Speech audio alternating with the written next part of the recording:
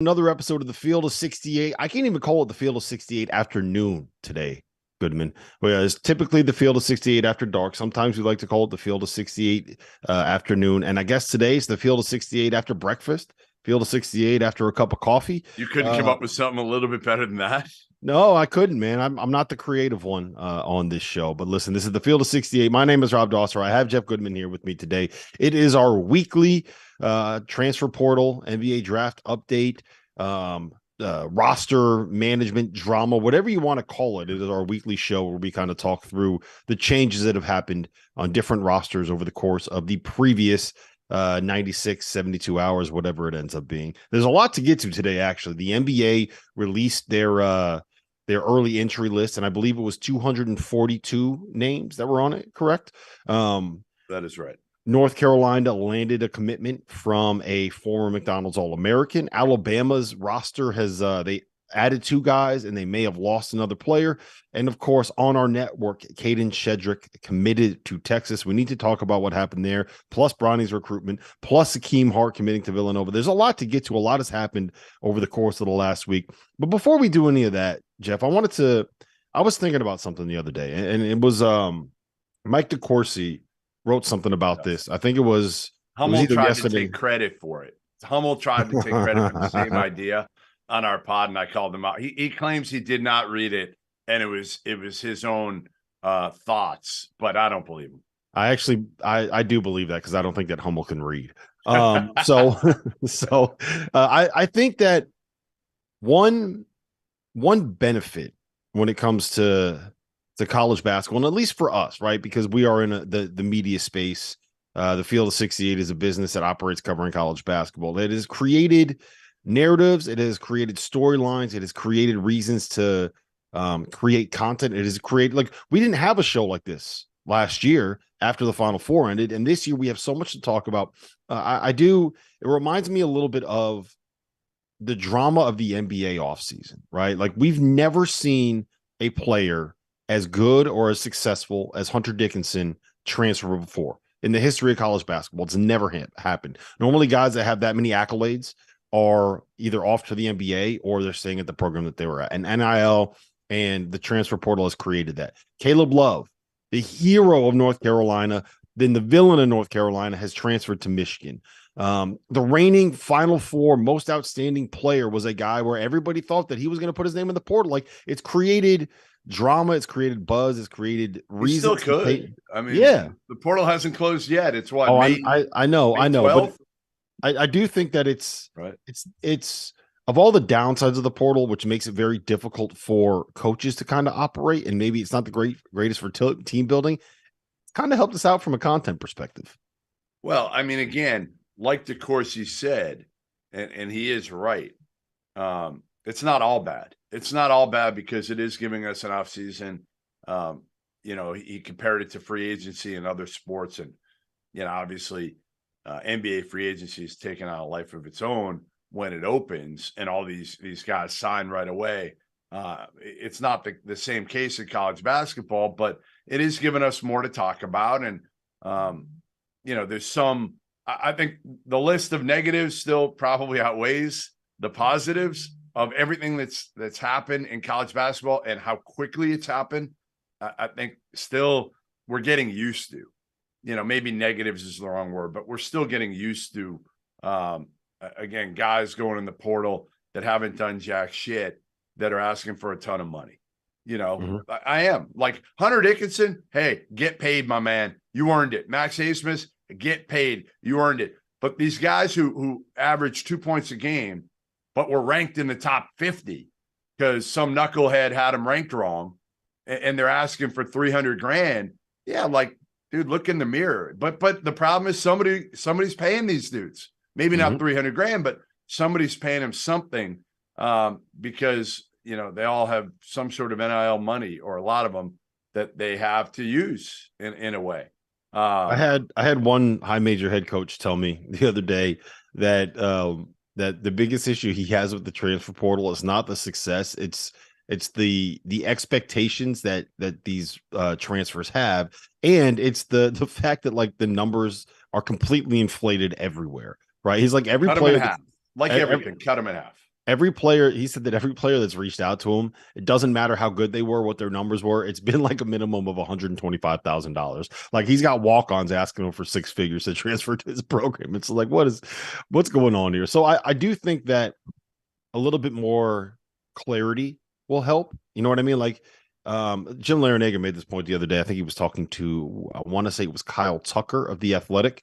But he made the point that like you can see every single salary that an NBA guy has online. All you got to do is Google it, and you can find out what that player is making, what that contract is. The information is public. We know what coaches are making, especially at public universities. At some point, I think that's probably going to have to happen, especially because a lot of the deals that get made like don't necessarily get delivered on.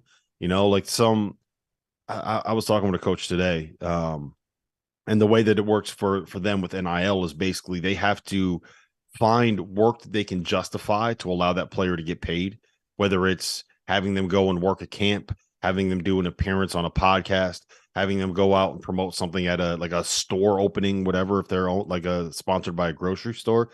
And that sometimes if like those players don't necessarily do all of the stuff that they need to do, they don't get the number that they get. Maybe the sponsors drop out. Maybe a lot of these guys, I mean, look what's going on with Life Wallet right now. So I think as we get more into this, I'm going to buy a lot of Life Wallet stock, by the way. I think I'm going to look right now. What's it down to? It's under $1. Under a point. And I think it just got removed from the NASDAQ, which is probably not a good sign for the company, right? Good thing I didn't invest in Johnny Ruiz's company there. Yeah, you would have lost a lot of money, but at least you would have gotten a Final Four out of it, right? At least Nigel Pack got some money. Yeah. Producer Trevor just texted us. Life Wallet is currently at 71 cents. Oh man, it's just like Bitcoin, man. It's going to bounce. I was looking for John at the Final Four. I couldn't find him. He was probably too busy trying to figure out where his stock price. No, try to keep it on NASDAQ. Yeah, where his money. Try to make a deal who we can pay off. Try to get it, still listed. All right, so let's before we get into Harrison Ingram, because I think that's the biggest transfer that we need to touch on. You were tweeting about this all night last night. The NBA draft deadline has passed, which means that college players can no longer put their name in. 242 college players declared for the draft. That number seems high, but I think a lot of it has to do with like the number of grad transfers and COVID years available. It's just last year was 283, just so you know. Yeah, it's just with everybody getting an extra year, like you have to declare. Drew Timme had to declare for the NBA draft. Like he was on the list for players that declared for the NBA draft. He's a fourth-year senior that just graduated from Gonzaga. So that just put that into context for why that's why the numbers are so much higher the last 3 years, really, because of COVID. 2 years ago, the number was 353. Yep. And it is what it is. So you got to accept that. Here's my question for you, Goodman. Yeah. Which teams right now do you think have the most on the line as they wait for these players to make their decisions on whether or not they are going to stay in the draft? Well, you think I have Creighton. Creighton would be the one that stands out to me with Trey Alexander and Ryan Kalkbrenner and Arthur Kaluma, who I don't think will be back. And that, before we get into all this, just so we know, and I'm looking at the list, the list doesn't have as much pop to it anymore, again, because you could put your name in now and withdraw, and a lot of these kids withdraw. So I don't really put much stock into it yet. But I will say a lot of these kids, not a lot, but a good amount, are going to withdraw and enter the portal in 2 weeks. There'll be a few. And those are going to be the big ones. The ones that don't get invited to the combine, because I assume the combine invites are going to go out.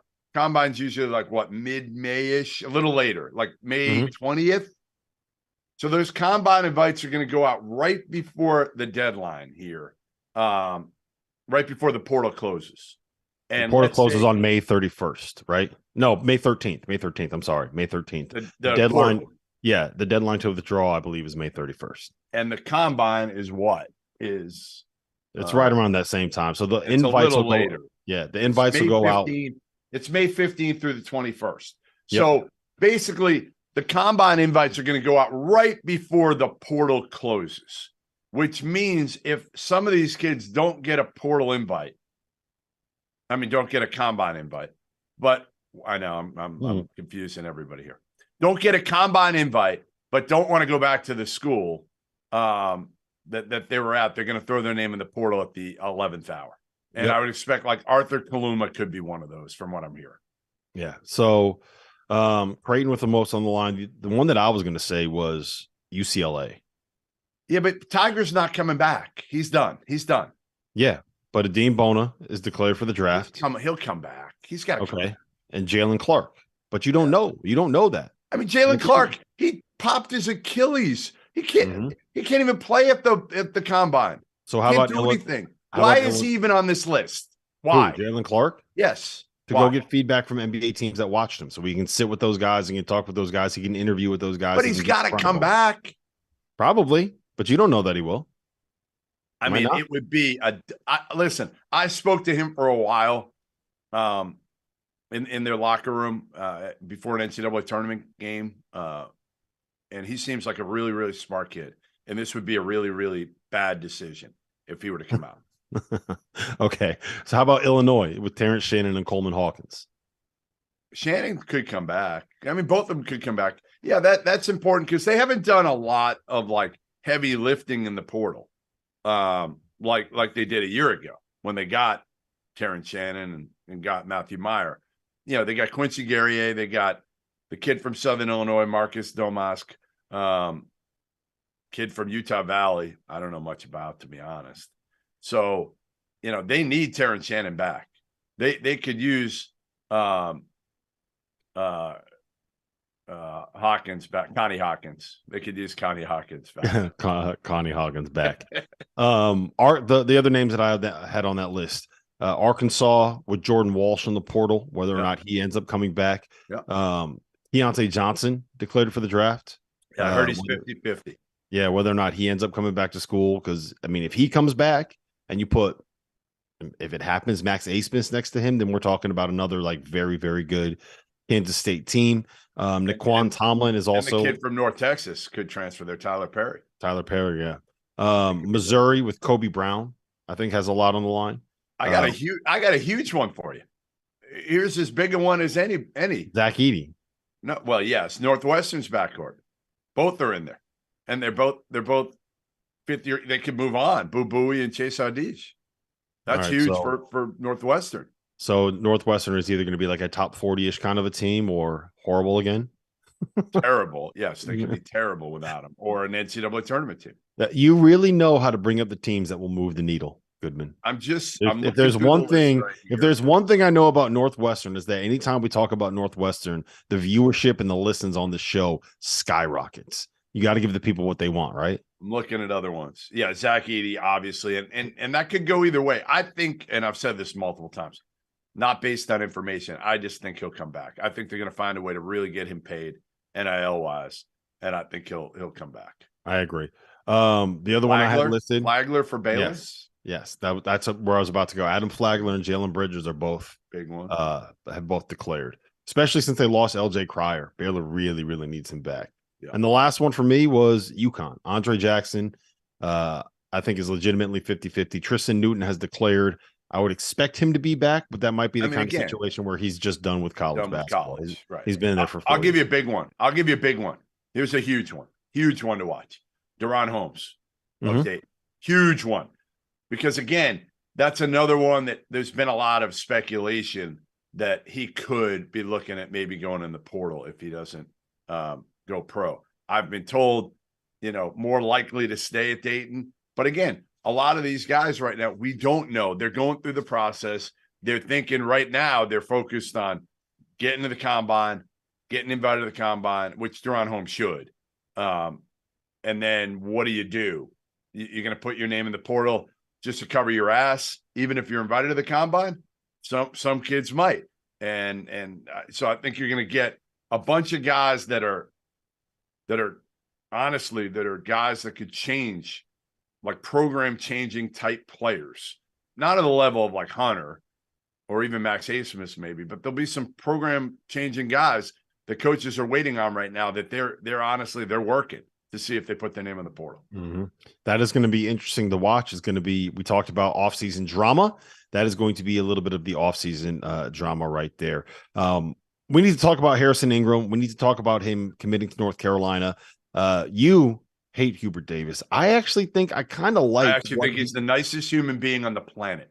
So you think he's a horrible basketball coach, I never said that. and you I are never going to said that. bury this North Carolina program, which you have just said off the record is the fourth best basketball program currently in the state of North Carolina.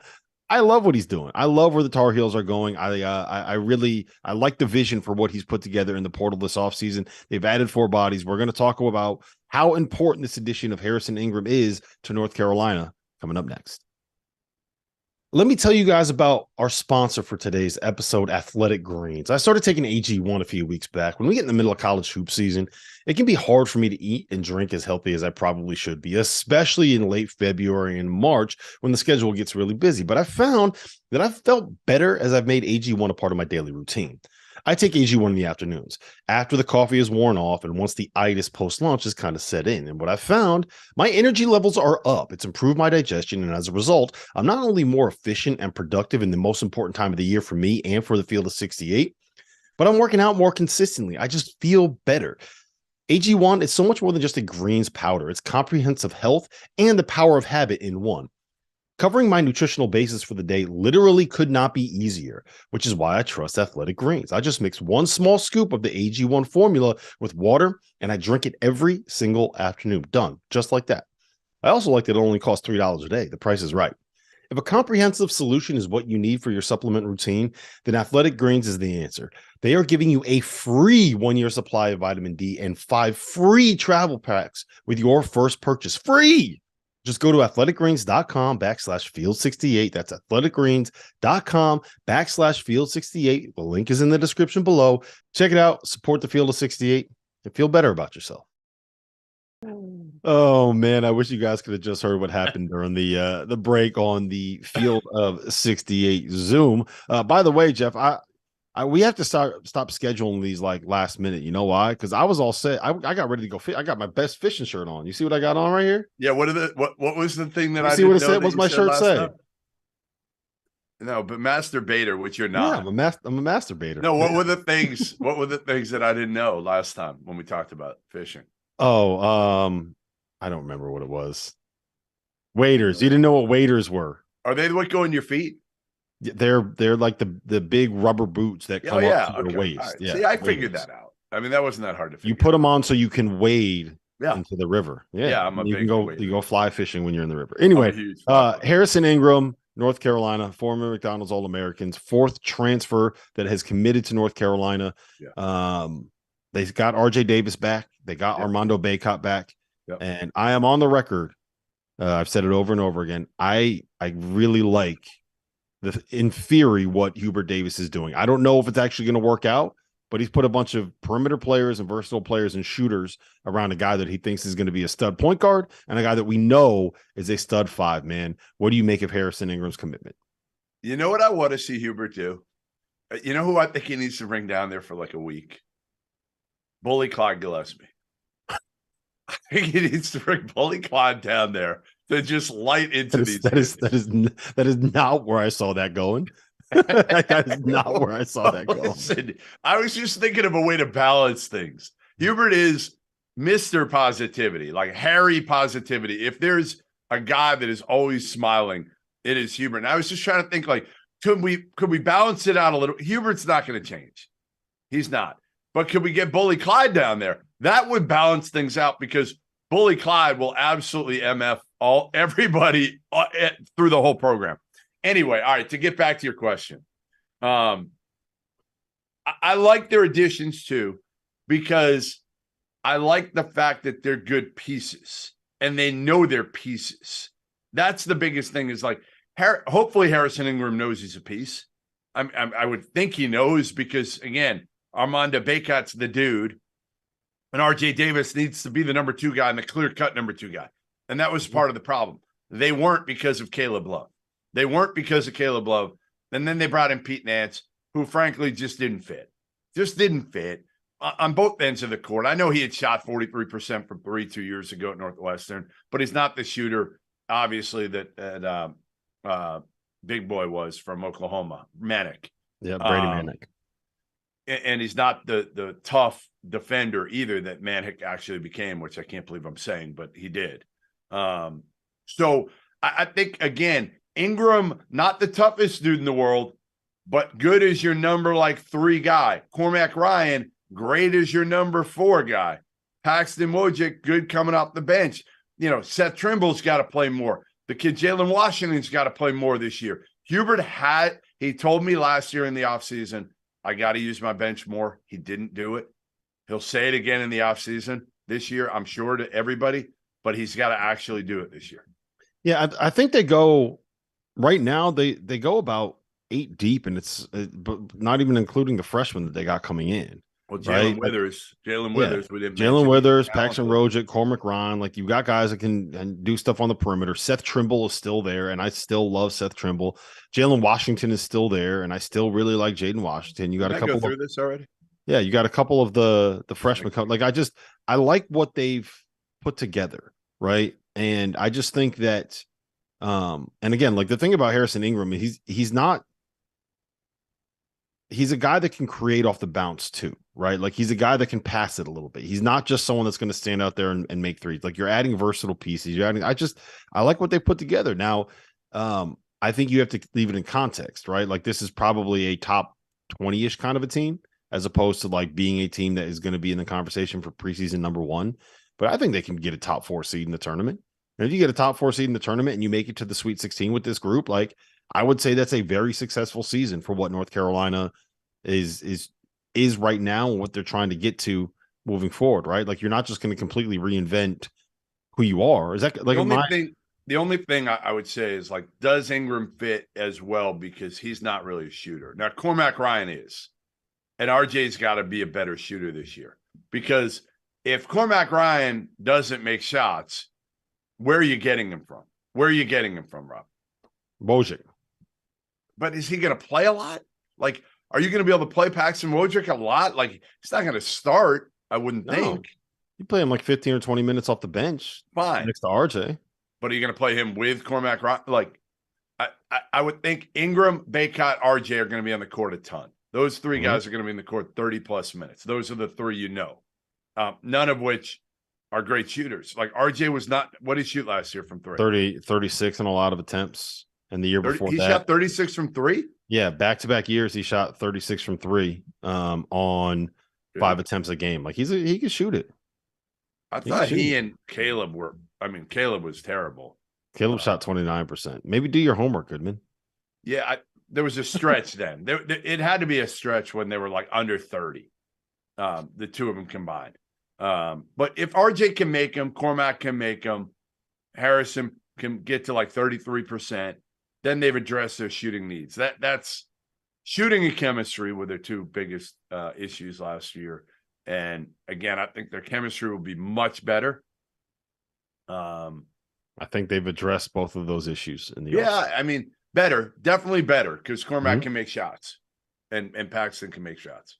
All right, so we talked about one wing's commitment. Let's talk about a big man's commitment. It happened on our network. Kadin Shedrick committed to Texas. I think it was a little bit of a surprise maybe that it happened when it did. I think he still had visits scheduled, right? I believe one was to Duke, and I can't remember where else he was supposed to visit. But he committed to Texas. What does this mean? They're getting Dylan Disu back as well. All of a sudden, they have a front line that is figured out. Dylan Mitchell has declared for the draft. Tyrese Hunter has declared for the draft. But there's finally some positive momentum this offseason for Rodney Terry when they had lost a lot of guys. Let's be frank. They lost a lot of guys. Yeah, which they know they're going to lose a lot. So that wasn't much of a surprise. But now you have your front court. Your front court, you got at this point with Shedrick and Disu and maybe Dylan Mitchell coming back. He should come back, I guess. Maybe not. I mean, again, if he can go late first round, you go.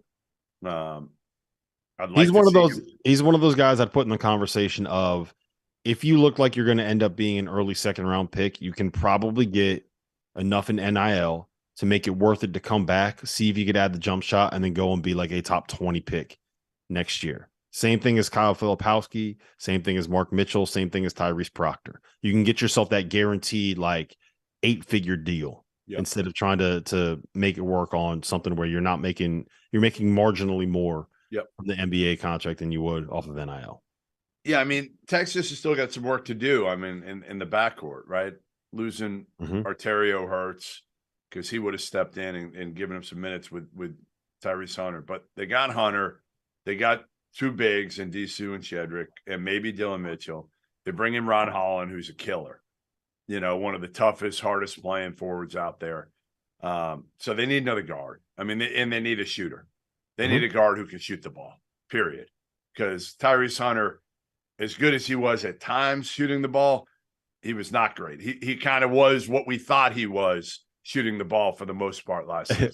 Hey, we thought he was going to be a superstar. That game I was at. You were at. Yeah. Weren't you there?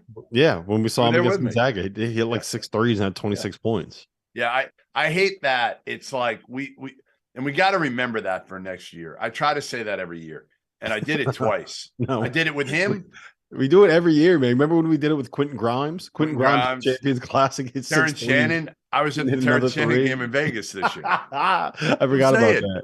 I was at a bunch of them. Like I was at the Grimes one. Like I've been in a bunch and I overreact every single time. It's so hard not to.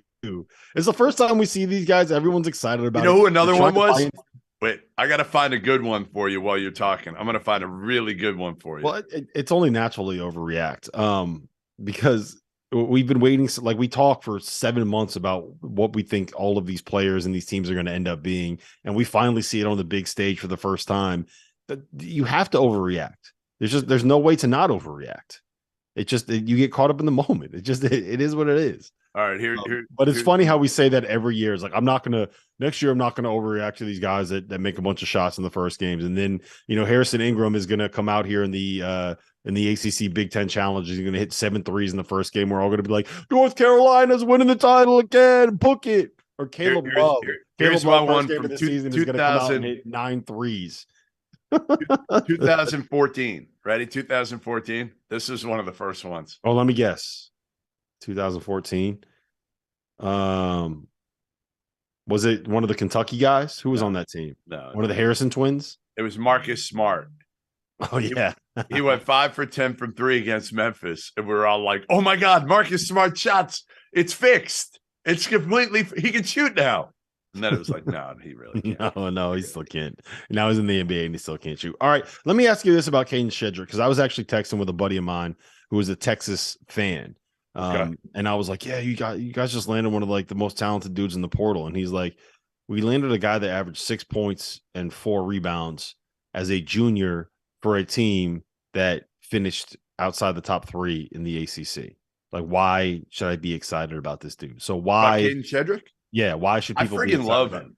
Okay, he got buried. They wanted to see if he'd respond, and he really didn't. I think that was the biggest thing is he wasn't playing great. They put him on the bench. He got pissed off, but he didn't fight hard enough. So he didn't really earn minutes until later in the year. And then they realized, oh, yeah, we might need Kadin Shedrick. And he was great against Furman, even though Virginia lost that game. But I honestly believe Kadin Shedrick can be a double-ish, like a 12-8 guy. I think Kadin Shedrick is a 12-8 guy for Texas. He's one of the best athletes that's going to be in the Big 12 next season. He's 6'11", 230 pounds, and really, really athletic. One of the things that I took away from the interview that you did with him when he was on our channel was kind of like I've never heard somebody kind of drag Tony Bennett or the Virginia staff the way that he did. Does that worry you at all? It was surprising to me. He tried not to, but you could see he was not happy with the way he was utilized, and probably not just on the court. Again, I think it had a lot to do with them benching him when he felt like I had paid my dues. I had proven myself for years in this program. I earned this. So he didn't publicly kill Tony Bennett, but you could tell he was not happy. I think, again, it's one of those things where certain players are going to get frustrated playing that style after time, right? There's certain players who understand that style helps them.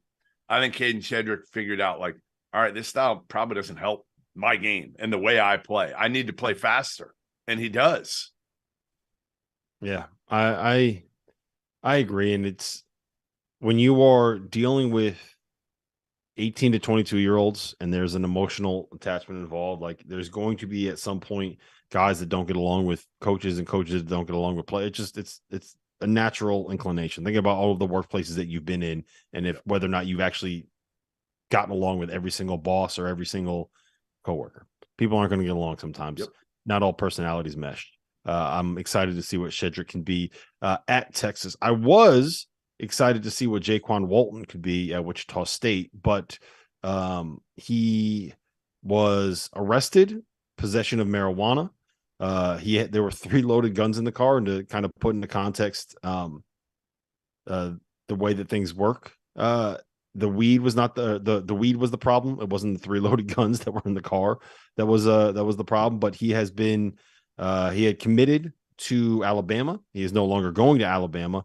But at the same time, Alabama also landed commitments from Aaron Estrada, who was one of the best point guards that entered the portal. A kid from Hofstra that was as good as anybody in the mid-major ranks, as well as Latrell Wrightsell. So a lot going on with Alabama right now, Goodman.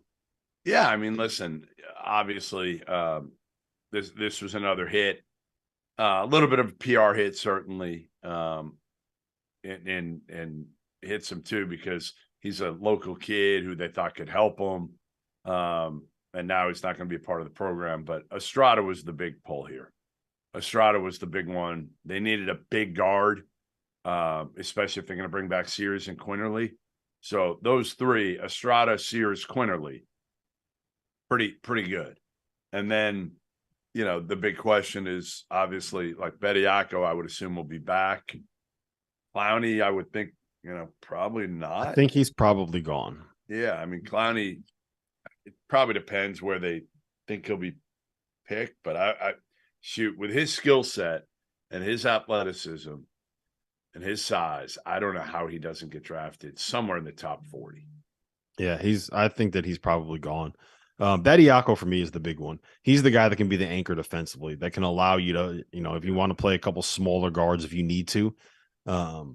And the idea of putting Mark Sears and Aaron Estrada together in a backcourt, like, look, Jellyfam JQ is who he is, but to me, like that Aaron Estrada, you get 2 guys that are, Sears is a little bit bigger than I think people give me. Like he's like 6'2", right?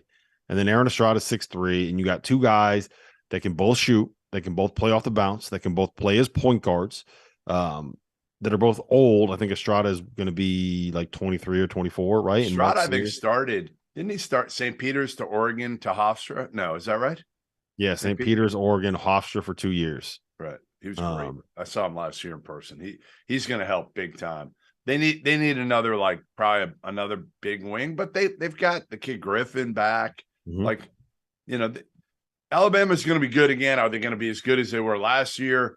Probably not. But again, they don't have Brandon Miller. Like Brandon Miller was kind of special when it came to certainly freshman last year. Yep. So it'll be interesting to see how that plays out. But I do think that getting the combination of having Sears and Estrada is a really good combination to have, and you can kind of figure it out from there. Bronny's recruitment. Yeah.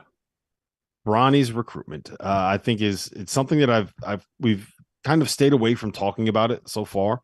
But with Silas, you're scared of LeBron. You're scared of upsetting LeBron. If LeBron gets upset at me for anything, like he's focusing on the wrong stuff right now. Like, come on, man. You got Dillon Brooks to deal with right now. Good point. I don't think he's too worried about that either. I think he's probably more worried about Bronny's recruitment than he is about Dillon Brooks right now. Like, by the way, Dillon Brooks, I gotta say it, man. Like, what a fucking clown. I like Dillon too, but man, now, yeah, same thing with Draymond. Like, I love Draymond. I've known him forever. Love him. But man, like, enough is enough. And Draymond, I'm not comparing them to, because Draymond has done a ton in the league. Dillon has done nothing in the league yet. But it's like enough sometimes. Just like enough. Go play ball. Here's the difference between Draymond and Dillon Brooks. Draymond's a Hall of Famer. Well, yes, that. But and this is why he's a Hall of Famer, is because Draymond got himself tossed for game 2, right? Sat out game 3, came back game 4, told Steve Kerr he wanted Jordan Poole to start and he wanted to come off the bench. Yeah. Then in the second half, made like 4 defensive plays down the stretch that basically won Golden State that game. All right, Whereas let's Dylan get to Bronny. Brooks, Let's get to Bronny. Dylan Brooks, like we saw, what was he, 1 for 13? Yeah. Anyway, Bronny. Silas Demery ends up decommitting from USC, who was like a 4-star freshman coming in, 2-guard. He is now going to Georgia, which opens up the pathway at USC for Bronny to step in there. And like he's got that list down to 3, but if you talk to anybody around recruiting, it seems like, is USC the place? I've said this since last July, coming out of the PTM, that it was going to be USC. Too many stars are aligned there. But the biggest one is LeBron isn't going to send his kid all the way to Columbus, Ohio, where he can't get out there. If he's in LA with the Lakers, he can't get there easy, okay? Because he's going to want to make sure that he can play with Bronny. He's said this over and over and over. He's not hiding from the fact that he wants to play with Bronny before he retires. He turns 40 in what would be Bronny's rookie year in the NBA. I don't think this is the right move for LeBron to put all this pressure on Bronny. I don't think he's a one and done, personally. I think he's going to be the 3rd guard on the roster at USC. I mean, you're talking Isaiah Collier is a stud. To me, he's the best freshman in the country next year, talent-wise. Point guard, electric, tough, fast, all of it. Great kid from everything I've heard. Then you bring back Boogie Ellis. He's been there forever, in college forever. Started at Memphis. So Bronny going to USC is going to be a piece.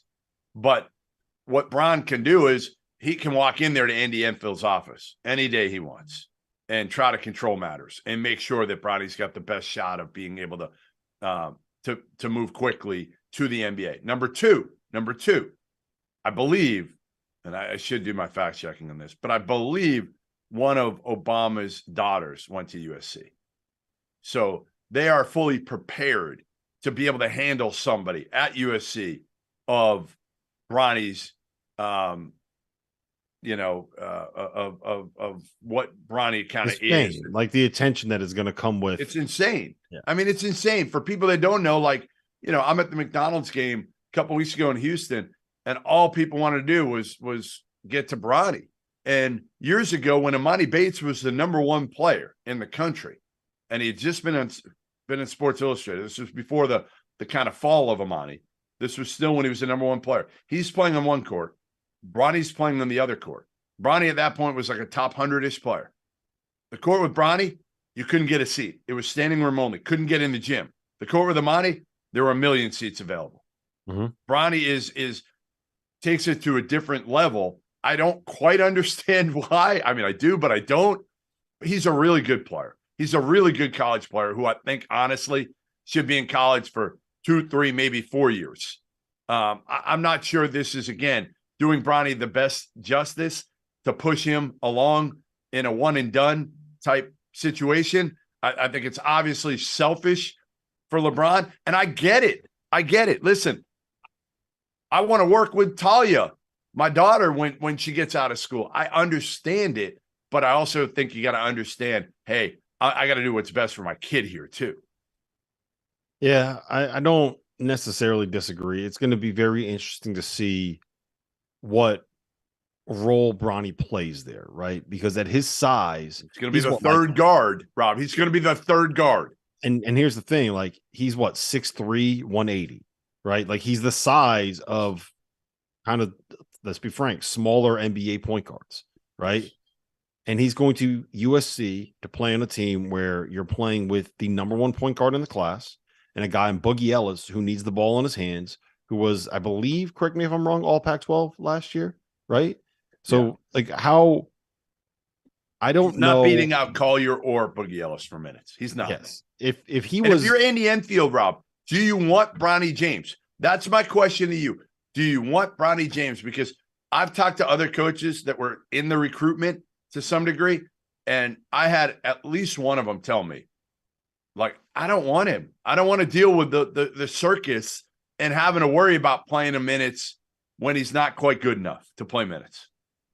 Yeah, one, I have a pretty good idea who told you that, and two, I I do want him, but I would want him with the understanding that, like, look, he might be a six man next year. Yep. Like, he might Agreed. not start. You got to tell him the truth. You got to tell LeBron Yes. and Bronny and I forget the mom's name. I forget her name now. But you got to tell them the truth coming in. If you're Andy Enfield, is, hey, listen, here's the deal. He is going to be our third guard. We have the number one freshman in the country coming in. We have a veteran, and you win with veterans. He's probably going to play anywhere between 10 to 20 minutes a game. If you want him to come, The only way that I could see him starting is if at USC is if Collier's not quite ready to play. Oh, right he's away. ready. He's ready. He's ready. Yeah, that's the only way I could see it. He's super talented. Yeah, but if Bronny was 6'6", it would be a very different conversation to me. But like he's a great kind of complimentary second guard, 3-and-D role player, knocks down shots, always in the right spot defensively, really good athlete, right? If he was 6'6", then he's a 3-and-D wing in the NBA. Savannah, by the way, is Savannah. LeBron's wife's name. But he's not at 6'3", he's like a 3-and-D player in the Pac-12, which is not, I don't know. It is what it is. Like, Bronny's really good. Like, he's really a good player who plays with poise, who does everything pretty well. I just don't know if he does one thing great. He's the modern day tweener, right? Like he's an combo guard. He's a combo guard. But he's like an off guard through and through, a second guard through and through, but he's not quite big enough to do that at the NBA, and he's not quite good enough on the ball to be a point guard in the NBA. So we'll see what ends up happening. The one thing that I will say is that if he needs to get coached up or trained up or developed into a point guard, like, I don't think there's anyone better for him to learn from than the guy that is his father. So let's talk about learning from his father. I mean, he's always with his dad. So it's not like, all right, you're going to go to the NBA. You're going to be around your dad. That's great. You're going to be on the bench. Like, he's been learning the same shit from his dad, maybe not sitting on the bench, and really, like, to me, he should be in the G League his first year, not sitting on the bench watching. He's done that. He's watched his dad. He's watched NBA games. He's watched practices. He needs to play. He needs to play. All right, so here's another point that I want to discuss with you. It has to do with Kentucky. Former Kentucky guards are absolutely lighting up this year's playoffs.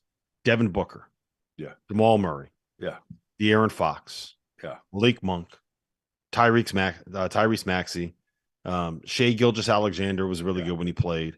Right. None of those guys had the kind of success at Kentucky that, like, they're all significantly better NBA players than I think they were in their 1 year at Kentucky. Is that fair to say? Yeah, of course. But some of them weren't ready. Booker's gotten a lot better. I mean, they've all gotten better, obviously. That's what happened. So what I was going to ask is, like, is this just a product of one and dones and guys developing when they get to the NBA, or is there something bigger that we can extrapolate with the way that Coach Cal uses his guards and the way that he runs his offense? Because it stands out. Like, Devin Booker is an absolute. I don't know how many guys you want over Devin Booker right now in a 7-game playoff series. Like, there's probably you could probably count them on one hand. Right. De'Aaron Fox, to me, has proven to be one of the most clutch players in the NBA. Like, I can shoot now. I didn't watch the Kings at all. I don't think I've seen 1 second of De'Aaron Fox play before this playoff series, and that dude is a killer. Yeah. Malik Monk, he's figured it out. Like, Well, he's still inconsistent, but sure, he can score. He can Tyrese Malik Monk. Listen, Malik Monk is who we thought he'd be. That one doesn't surprise you. Yes, De'Aaron Fox his shot has gotten much better. That's the difference with De'Aaron Fox. Tyrese Maxey is going to be a max player, and it's just like yes. You would think that with all that talent coming through, you're like stacking up Final Fours. But again, you're too young. Like that was the problem, and that's why Calipari's flipped. That's why Shire is trying to be older if he can at Duke. Like, those guys realize after 6-7 years of not winning it and really not getting the Final Four, Like, we can't keep doing this. And that's what worries me about this Kentucky team this year is you're talking about having, right, Dillingham, DJ Wagner, Justin Edwards. I mean, those guys are gonna play a ton. I don't think. I mean, to me, I would be shocked if Oscar comes back. I mean, Bradshaw's terrific, the big kid, and he's probably more of a 4-ish for them. So, like, you've got your two guards, Dillingham and Wagner. They've got to play, I don't know, at least 20 minutes a game, probably more than that. Justin Edwards, who I love as a wing scorer. Bradshaw as a 4-man who could step out, athletic, long, skilled, all of it. Like,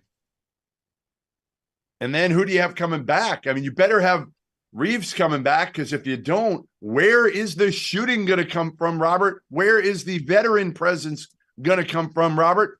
Hunter Dickinson, is that the veteran presence? Well, if they get Hunter, yeah, it's a game changer. We know that.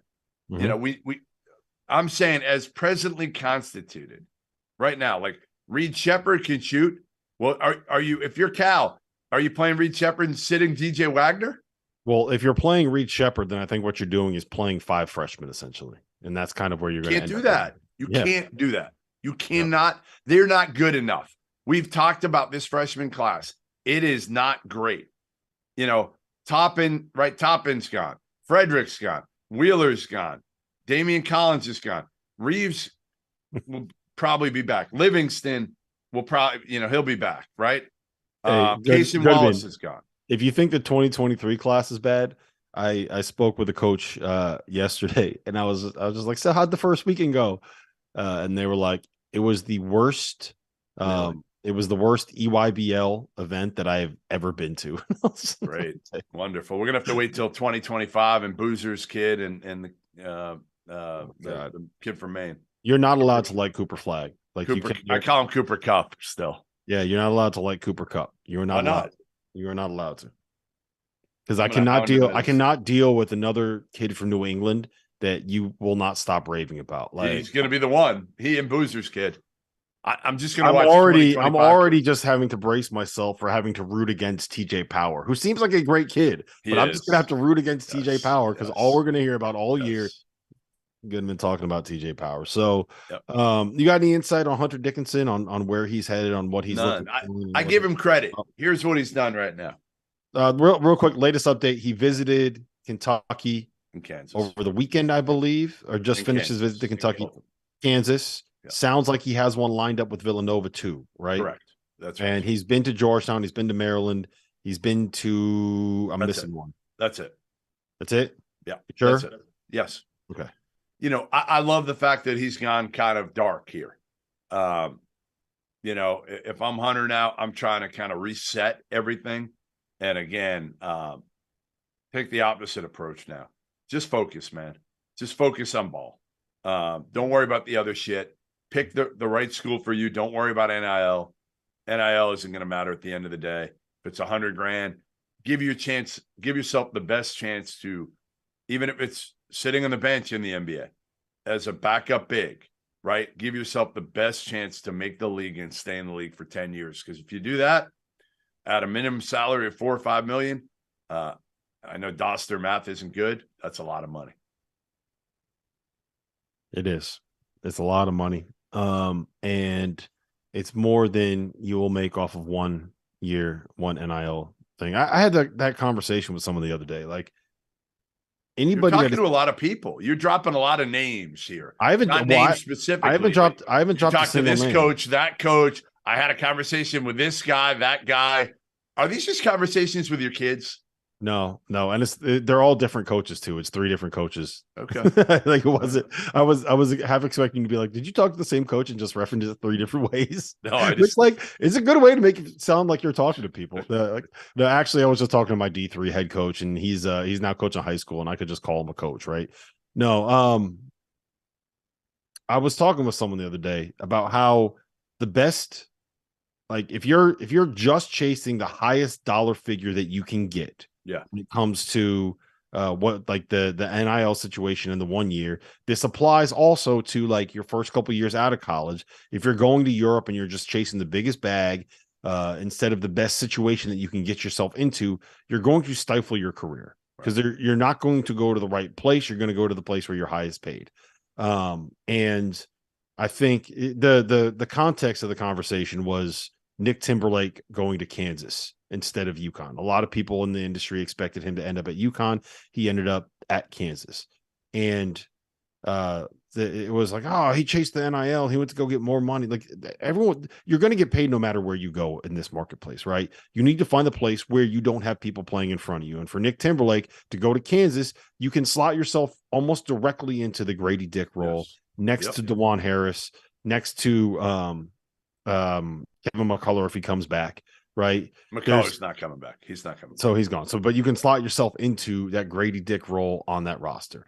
Whereas at UConn, I mean, you don't know what's going to happen with Tristan Newton. You don't know what's going to happen with Andre Jackson. You don't know how big of an impact Stephen Castle is going to end up having. You don't know how big of an impact Solo Ball is going to end. Like they love Solo Ball. Yeah. So you don't know what your role is going to be. So he picked the place where he could slot in, and he knows he'll get 25 to 30 minutes. He's going to get the ball. Hey, he's going to get the ball right where he needs it.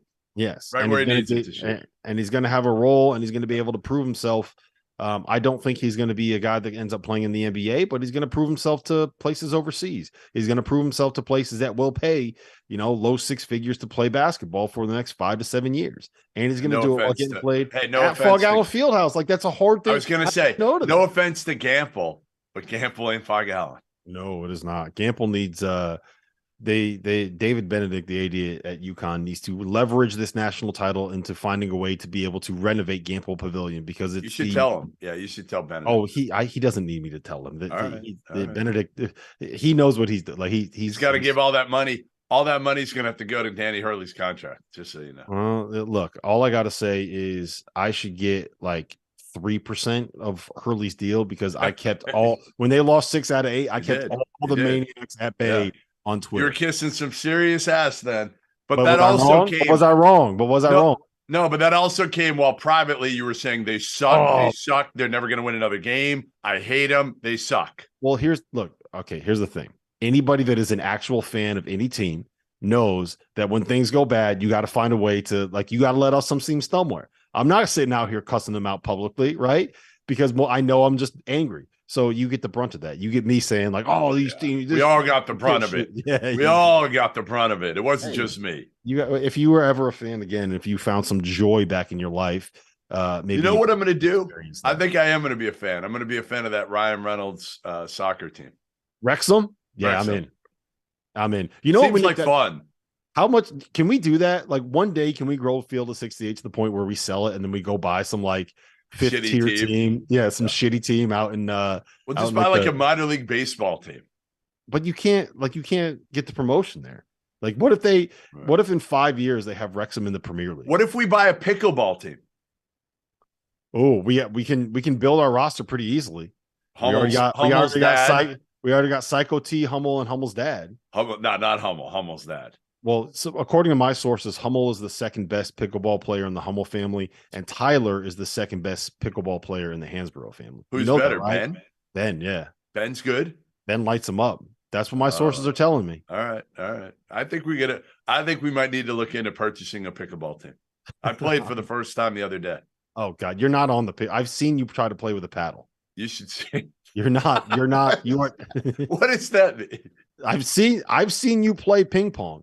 And pickleball is like it had been a while. Hansborough had been playing lately. It's unfair.